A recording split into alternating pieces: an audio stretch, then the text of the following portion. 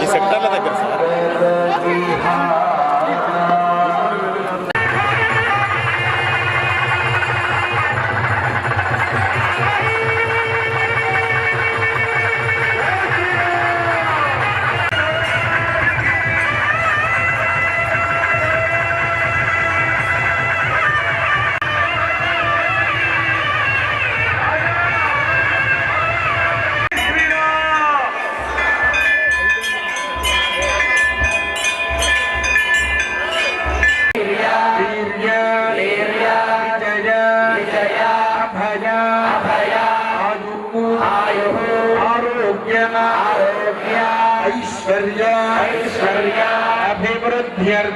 अभिवृद्ध्यर्थम समस्त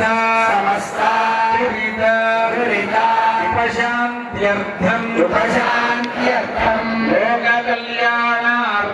लोक कल्याणार्थम भद्राचल श्री सीता लक्ष्मण समेत श्रीरामचंद्र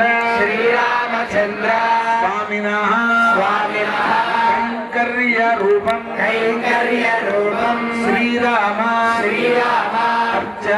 अर्चनम करिष्ये श्रीरामचंद्र परब्रह्मणे नमः श्रीरामाय नमः भगवत्प्रजग्वक्र पंचवक्त्रैः सुपूजिताय नमः ओम श्रीरामाय नमः मायाकल्पित विद्यन्द्रमण्डलान्तर्बहिस्थिताय नमः श्रीरामाय नमः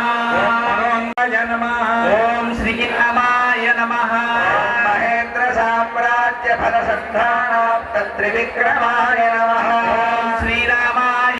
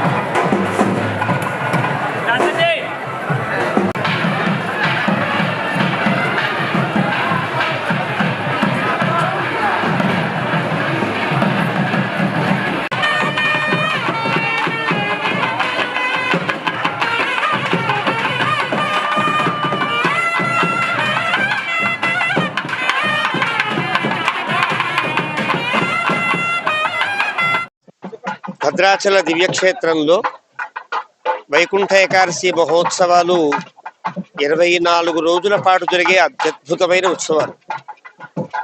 శ్రీరంగ మహాక్షేత్రం తరువాత ఈ వైకుంఠ ఏకాదశి అధ్యయనోత్సవాలు భద్రాచలంలోనే ఈ రకంగా జరుగుతాయి. భద్రాచలంలో ఈ ఉత్సవాలు 2 భాగాలుగా జరుగుతాయి.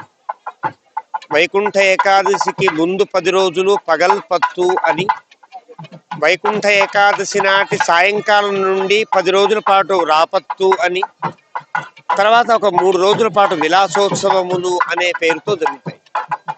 ఈ పగల్పత్తు ఉత్సవములలో రామచంద్ర మహాప్రభువు రోజుకొక్క అవతారంతో ఇలాగా తిరువీధులు వస్తారు. రాపత్తు ఉత్సవంలో రాత్రిపూట రోజుకొక్క మండపానికి వేయించేస్తారు. ఇవన్నీ చాలా ప్రత్యేకమైన ఉత్సవాలు. ఈ ఉత్సవాలలో మధ్య మణిపూసలా ప్రకాశించే ఉత్సవమే వైకుంఠ ఏకాదశి మహోత్సవం. ఈ వైకుంఠ ఏకాదశికి ముక్కోటి ఏకాదశి అని, మోక్షదా ఏకాదశి అని పేరు.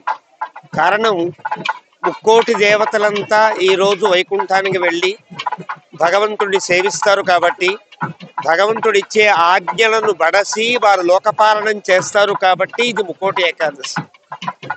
వైకుంఠంలో ద్వారమును తెరుచుకుని దేవతలందరికీ దర్శన భాగ్యాన్ని ప్రసాదించే రోజు కాబట్టి ఇది వైకుంఠ ఏకాదశి. ఈ రోజు ఎవరైతే ఇలా విష్ణు ఆలయములలో వైకుంఠ ద్వారం దగ్గర భగవంతుడిని గరుడ వాహనం మీద సేవిస్తారో వాళ్ళందరికీ మోక్షాన్ని ఇచ్చే ఏకాదశి కాబట్టి ఇది మోక్షదా ఏకాదశి. ఈ రకంగా వైకుంఠ ఏకాదశి గొప్ప ఉత్సవం. అలాంటి ఉత్సవం శ్రీరంగంలో కంటే బాగా భద్రాచలంలో జరుగుతుంది అనడం అతిశయోక్తి కాదు.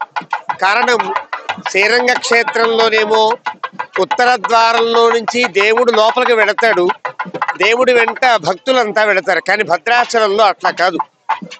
ఉదయం 5 గంటల నుంచి 6 గంటల దాకా ఉత్తర ద్వారమాసీనం అని అంటారు. గరుడారూఢ విష్ణోస్తు సేవా మోక్ష ఫలప్రద. ఎవరైతే గరుడ వాహనం మీద వేయించేసి ఉన్న రామచంద్ర ప్రభువుని వైకుంఠ ద్వారంలో సేవిస్తారో వాళ్ళకి మోక్షాన్ని కలిగిస్తాడు భగవంతుడు అని పాంచరాత్ర ఆగమ శాస్త్రం చెబుతుంది. అలాగా ఒక గంట పాటు ఆ ద్వారం దగ్గరే ఉండి ఆ ద్వారంలో సేవించే వారందరికీ సానుకూలంగా ఒక అద్భుతంగా గంట సేపు ఒక ప్రత్యేక ఆరాధన, ప్రత్యేకమైనటువంటి విన్నపములతో, ప్రత్యేకమైన పూజా విధానంతో రాముడు ఇక్కడ ఈ ఉత్సవాన్ని స్వీకరిస్తాడు.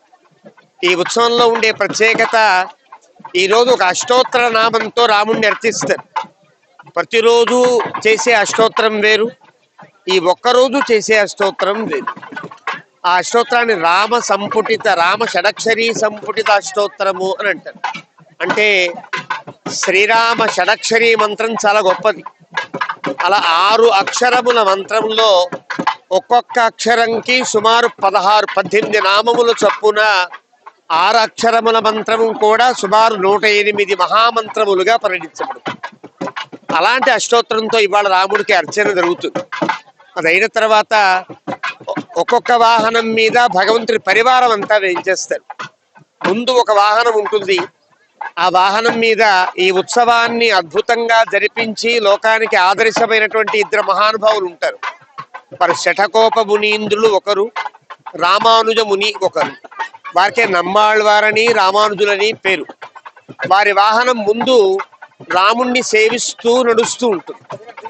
వారి తర్వాత వాహనం ఒక చలువు చప్పరం మీద గోదా అమ్మవారి యొక్క వాహనం నడుస్తుంది. కారణం, ఈ ఉత్సవములన్నీ ధనుర్మాస ప్రయుక్తంగా జరుగుతాయి.